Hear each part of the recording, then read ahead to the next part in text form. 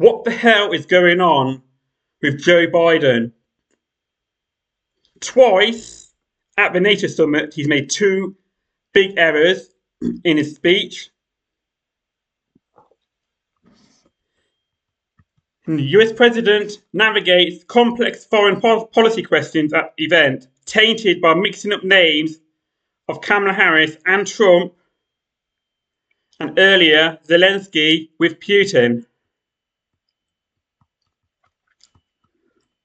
In a critical press conference meant to make or break his presidential campaign, Joe Biden spiritedly defended his foreign policy record, even as he faced a barrage of questions on his mental fitness, and in another gaffe, mistakenly referred to Kamala Harris as Vice President Trump. How do you make that error? Biden offered extensive remarks on foreign policy issues, including competition with China and the Israel-Hamas war. It's not a war, it's a genocide on Palestinians, in which he said he had warned Israeli Prime Minister Benjamin Netanyahu away from an occupation of the Gaza Strip. Well, he's not listening, is he? It's not even his real name. It's Milikowski. He said he was directly in contact with Xi Jinping to warn him not to offer further support for Russia's war in Ukraine, but not with Vladimir Putin, whom he said, I have no reason to speak to him right now. But Biden, who is running to be president until January 2029, it's a long way off, don't know if he's going to be alive till then, fielded an equal number of questions during the press conference on his mental fitness, and issued as loomed over his campaign since a faltering debate performance against Donald Trump that he called that dumb mistake. Yeah, that debate was really bad, apparently. I didn't watch it, but yeah. I've heard it was really bad.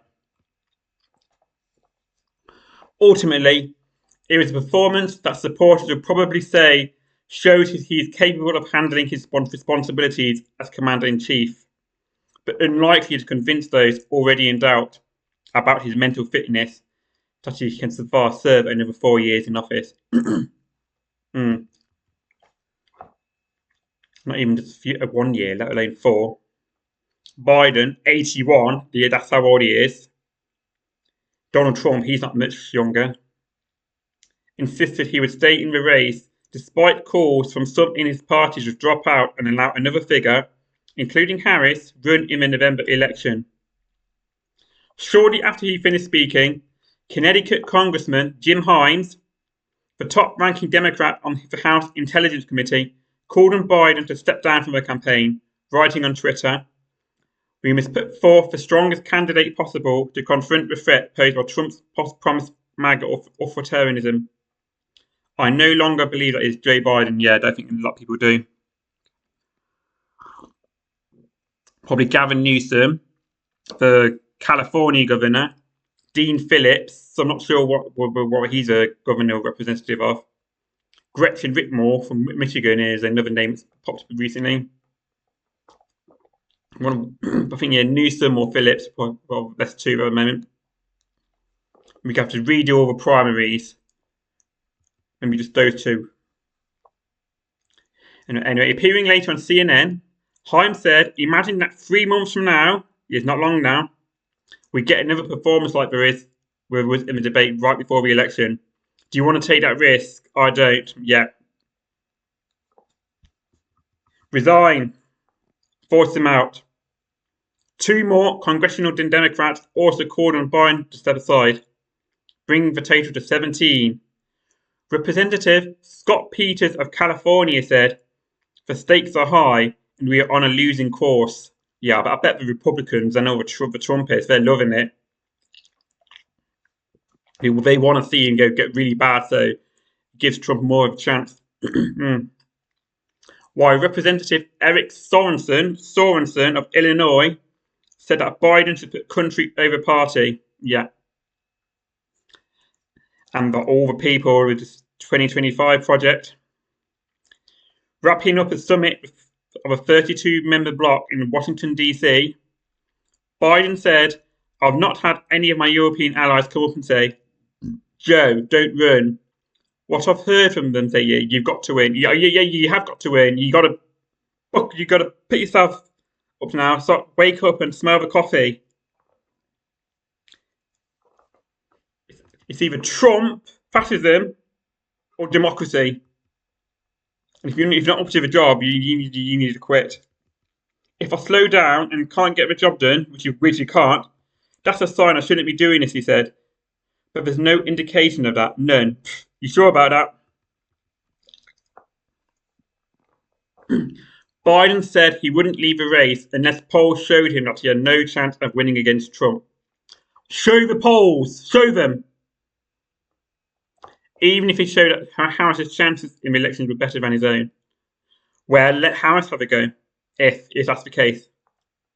Nonetheless, he said Harris was qualified to be president as well, although he misnamed her in the endorsement. Yeah. I wouldn't have picked Vice President Trump to be vice president if she's not qualified to be president. What a silly error, he said. The gaffe was compounded by the fact that he had introduced the Ukrainian president Vladimir Zelensky as President Putin just hours earlier, before correcting himself and saying, we're going to beat Putin. Right, I'm glad he corrected himself then, but still. But I don't think he corrected himself with the Trump thing, Paris thing.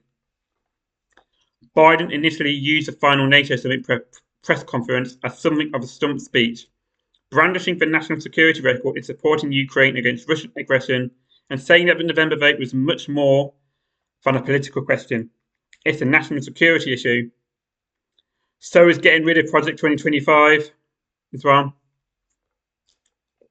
which is going to affect millions and millions of Americans and the whole systems as well. Maybe the whole world. He then turned to his record on the economy, border security, and his effects to broker police in the Gaza genocide to bolster his case for his campaign in November. Biden spoke for 58 minutes, including 50 minutes of unscripted question and answer. He appeared most comfortable and cogent as he discussed foreign policy questions, okay? Don't make the same mistake America made after bin Laden, he said, he told Netanyahu, as he sought to ward off a potential occupation of the Gaza Strip. It's not a potential occupation, it's already happening. It's been happening for 75 years and more. There's no need to occupy anywhere. Go after the people who did the job. Yeah. Netanyahu. Zionists. He also indicated that European countries were prepared to cut their investments in China if Xi continued to supply Russia with information and capacity.